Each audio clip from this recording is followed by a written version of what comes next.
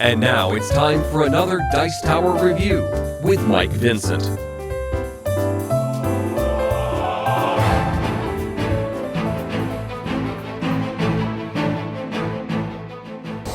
All right, thanks for watching. Michael Vincent here, and today we're taking a look at the newest Saga expansion for the Lord of the Rings living card game by Fantasy Flight Games, and this is the Black Riders expansion. Now, I mentioned earlier that the whole purpose of this video series is to go through in chronological order and take a look at every adventure pack and expansion released for this game. But in the interest of staying topical, I thought it would be worth just taking a quick look at the newest expansion which just came out. For two reasons. First of all, I'd like to try and stay current and give those of you who really follow the game a look at whether you should run out and pick something up. That way you don't have to wait potentially 6 months from now for me to finally get around to reviewing the Black Riders.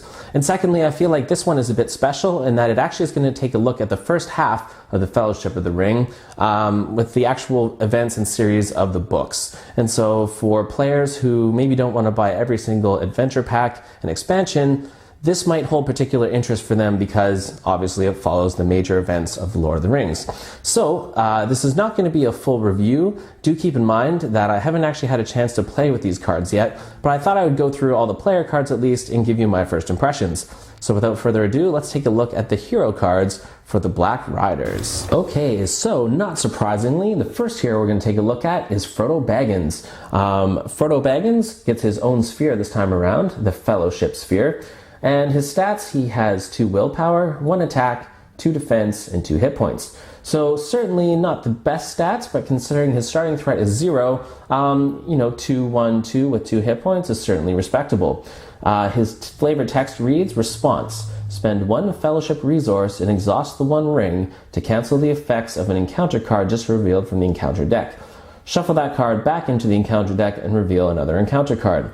So I'm sure his ability is going to end up coming in useful. One thing I've noticed in some of the last expansions and adventure packs is there can be some truly nasty treachery cards. So I'm assuming that this expansion will probably be the same, and I can certainly see using some fellowship resources at some point to cancel some of these treachery cards. So I think he's solid, and considering he doesn't contribute any threat, and he functions in terms of being a 4th hero. He doesn't have to take up one of your 3 hero slots, means he's going to certainly come in handy. And he looks to function very similarly to the way Bilbo Baggins did in the Hobbit Saga expansions, in that you have to have him, and if anything happens to him, if he dies, you're going to have to restart. So considering he has 2 defense and 2 hit points, perhaps a moot point, as I may not be planning to do much defending with Frodo Baggins just to protect him, but certainly with 2 willpower, he'll be able to quest, and his special ability, I'm sure, will come in handy. So, and of course, it wouldn't be The Lord of the Rings without Frodo Baggins. Okay, so if we're doing The Lord of the Rings, obviously we can't have Frodo Baggins without Sam Gamgee. Sam Gamgee is a hobbit. He belongs to the leadership sphere, and his statistics, he has 8 starting threat, 3 willpower, 1 attack, 1 defense, and 3 hit points.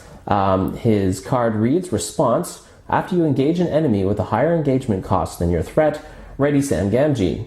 He gets +1 willpower, +1 attack, and +1 defense until the end of the round. So, first impression, I would say I'm very impressed with Sam Gamgee. He's clearly strong at questing with 3 willpower, but the fact that you can ready him as long as you engage an enemy with a higher threat than yours means he's also going to be used for either attacking or defending.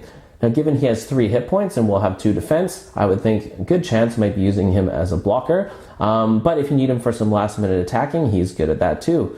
So yeah, I'm pretty happy. I would have to say, when I first heard about this expansion, and I heard that it was going to focus on hobbits, I wasn't super excited, but these hobbits look to be pretty solid so far. So Sam Gamgee, now I'm guessing as well, given that there's probably going to be hordes of Nazgul in this expansion, most of the enemies you're going to be fighting, and if you're having a deck that focuses on hobbits and having a low starting threat, probably means that most of the enemies you're going to engage will likely have a higher engagement cost. So I can see his ability, giving him +1 willpower, +1 attack, and +1 defense, probably coming in handy quite often. So Sam Gamgee. So for tactics, we have another hobbit. This time we're looking at Merry. Now he belongs to the tactics sphere. He has a very low starting threat at 6. and he contributes 2 willpower, 0 attack, 1 defense, and 2 hit points. So respectable stats for 6 starting threat, but pretty low. However, when we look at his ability, Merry gets +1 attack for each Hobbit hero you control. And it also reads response: after Merry participates in an attack that destroys an enemy, ready another character that participated in that attack. So Merry actually looking to be a very solid attacking hero. If you consider that on your turn you have control of Frodo Baggins, that is going to give Merry an attack of 4. So 4 attack with 6 starting threat is fantastic. And I can only imagine with a few attachments, Merry could actually be a bit of a killing machine.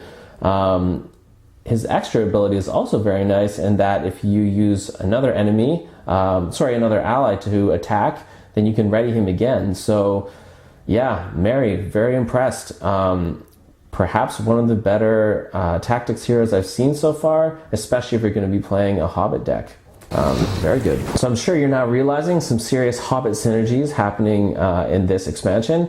So now, of course, we have Pippin. He has 6 starting threat, 2 willpower, 1 attack, 1 defense, and 2 hit points. He is also, of course, a Hobbit. And each enemy in play gets +1 engagement cost for each Hobbit hero you control.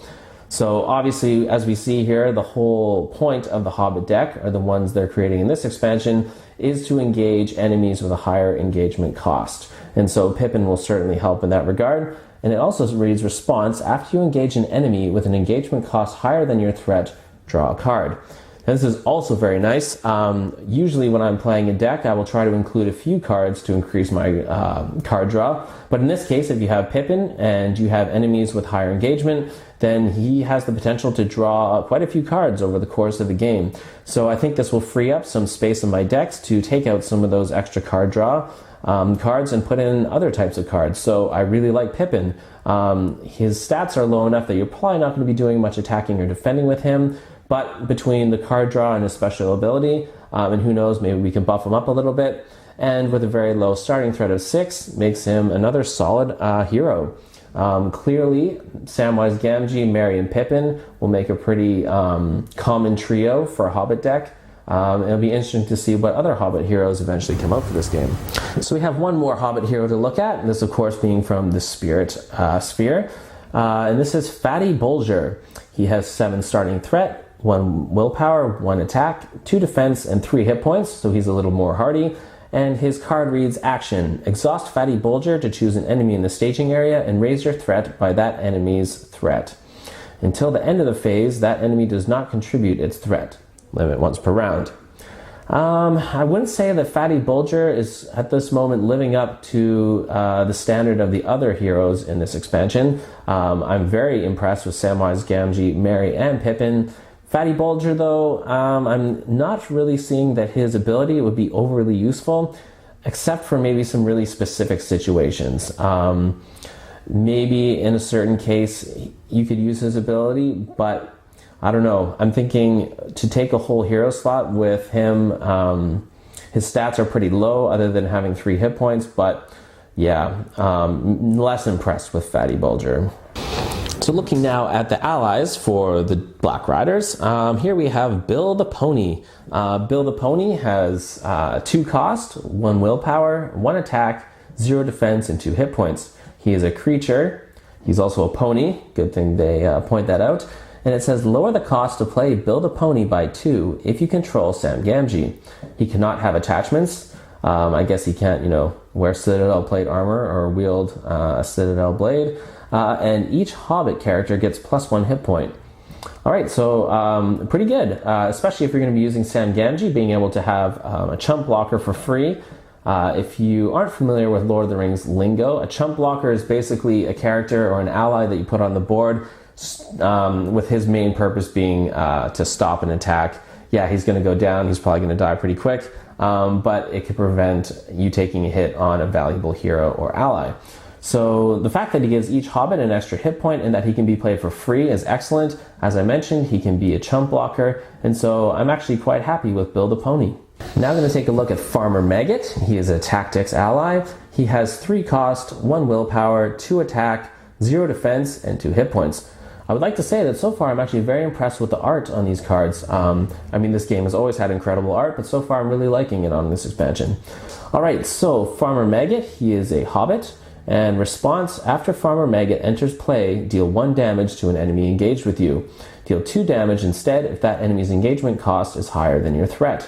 So again, we're seeing this theme where hobbits seem to center around having benefits against enemies with a higher engagement cost. And I have to say I'm pretty impressed with this so far, because it seemed like hobbits at first were sort of built around the secrecy mechanic, where all they did was sort of hide out and prevent enemies from engaging or attacking. But I'm kind of liking this type of hobbit, which sort of rises to the occasion against impending foes. So Farmer Maggot, he's okay for 3 cost.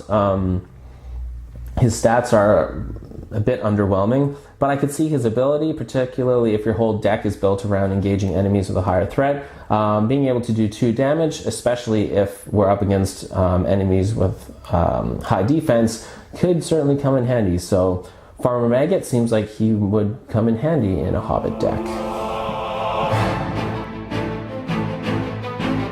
Thanks so much for watching the Dice Tower videos. Find more great videos and reviews, as well as our top-rated audio podcast at Dicetower.com. You can also find other great shows at DicetowerNetwork.com. I'm Eric Summerer, and you've been watching The Dice Tower. The Dice Tower is sponsored by Cool Stuff Inc., where you can find great games for great prices. Cool stuff in stock. Check them out at CoolStuffInc.com.